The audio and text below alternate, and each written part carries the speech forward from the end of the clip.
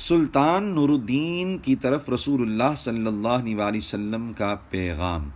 1169 میں سلطان نور الدین زنگی علیہ الرحمہ کے کمانڈر اسد الدین شیر کوہ نے مصر پر قبضہ کیا تو صلیبی عیسائی بہت پریشان ہوئے، کیونکہ اب مصر پر ایک طاقتور مسلمان حکومت قائم ہو چکی تھی۔ چنانچہ صلیبیوں نے مصر کے شہر دمیاط پر حملہ کر دیا۔ ادھر سلطان نور الدین نے دمیاط کی حفاظت کے لیے مختلف دستوں میں بڑی فوج روانہ کی اور بالآخر مسلمانوں کو شاندار کامیابی نصیب ہوئی۔ جس وقت صلیبیوں نے دمیاط کا محاصرہ کیا ہوا تھا، ان دنوں سلطان نور الدین مسلمانوں کے تحفظ کے لیے بہت پریشان رہتے۔ آپ نے بارگاہ الہی سے مدد مانگنے کے لیے 20 دن تک روزے رکھے اور افطار کے وقت فقط پانی پی لیتے تھے۔ ایک نشست میں آپ کے سامنے احادیث کریمہ پر مشتمل ایک رسالہ پڑھا گیا۔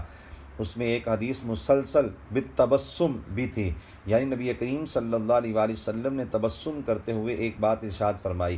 پھر تمام راویوں نے آپ صلی اللہ علیہ وآلہ وسلم کی سنت پر عمل کرنے کے لیے اس حدیث کو مسکراتے ہوئے روایت کیا۔ جب یہ حدیث مبارک پڑھی گئی تو کسی طالب علم نے سلطان سے کہا کہ آپ بھی تبسم کر دیجئے تاکہ تسلسل برقرار رہے، یعنی تمام راویوں کی طرح آپ سے بھی تبسم کے ساتھ روایت ہو۔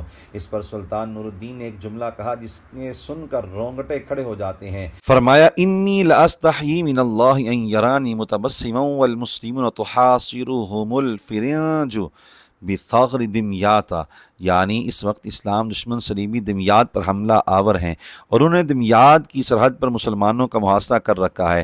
رب کریم مجھے دیکھ رہا ہے اور مجھے اللہ تعالیٰ سے حیا و شرم آتی ہے کہ ادھر دمیاط کے مسلمان مشکل میں ہیں اور ادھر میرے ہونٹوں پر مسکراہٹ ہو۔ دمیاط کے تحفظ کے لیے سلطان نور الدین علیہ الرحمہ کی حکمت عملی اور بارگاہ الہی میں عاجزی رب تعالیٰ کو پسند آ گئی۔ چنانچہ مالک کے کرم سے فقط 50 دن میں صلیبی ذلیل و رسوا ہو کر وہاں سے بھاگ گئے اور مسلمانوں کو وافر مال غنیمت کے ساتھ ساتھ شاندار فتح ملی۔ جب سلطان مسلسل روزہ رکھ رہے تھے تو جسمانی طور پر کچھ کمزور ہو گئے۔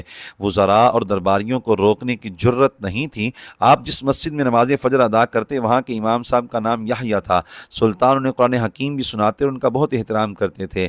آپ کے قریبی افراد نے امام صاحب کو کہا آپ سلطان سے کہیے کہ کچھ کھایا کریں تاکہ کمزوری نہ ہو۔ انہوں نے کہا کہ کل نماز فجر کے وقت تشریف لائیں گے تو بات کروں گا۔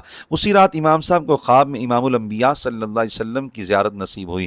آپ صلی اللہ علیہ وسلم نے ارشاد فرمایا یحییٰ نور الدین محمود کو سلام کہنا اور اسے خوشخبری دینا کہ صلیبی دمیاط سے چلے گئے ہیں۔ انہوں نے عرض کی یا رسول اللہ صلی اللہ علیہ وسلم میرے سچا ہونے کی نشانی کیا ہوگی؟ آپ صلی اللہ علیہ وسلم نے فرمایا حارم کا دن۔ تہجد کے وقت سلطان مسجد میں آئے اور نماز فجر ادا کی۔ امام صاحب کے ہوش اڑے ہوئے تھے اور وہ کچھ کہہ نہ سکے۔ سلطان نے فرمایا یحییٰ آپ بتائیں گے یا میں بتاؤں؟ ان سے بولا ہی نہ گیا۔ پھر سلطان نے انہیں رات کے خواب کی ساری بات بتائی۔ وہ کہنے لگے سیدی یہ بتائیے کہ آپ صلی اللہ علیہ وآلہ وسلم نے حارم کا دن فرمایا تھا، اس کا کیا مطلب ہے؟ سلطان نے شام کے شہر حارم کی فتح کا واقعہ بتایا، جہاں چند سال پہلے 1164 عیسوی 559 ہجری میں اللہ کریم کی خاص مدد سے مسلمانوں کو فتح ملی تھی۔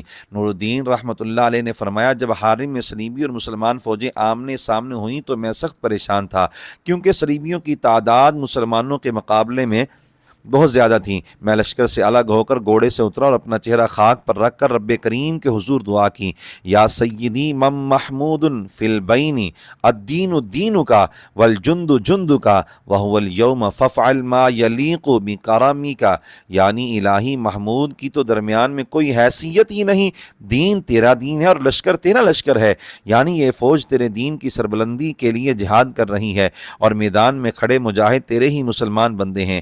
آج کفر اور اسلام کی لڑائی ہے، اے اللہ وہ کر جو تیری شان کرم کے لائق ہے۔ سلطان نے فرمایا فَنَصَرَنَا اللَّهُ عَلَيْهِمْ، اللہ کریم نے میری دعا کی لاج رکھ لی اور مدد عطا کر کے ہمیں شاندار فتح سے نوازا۔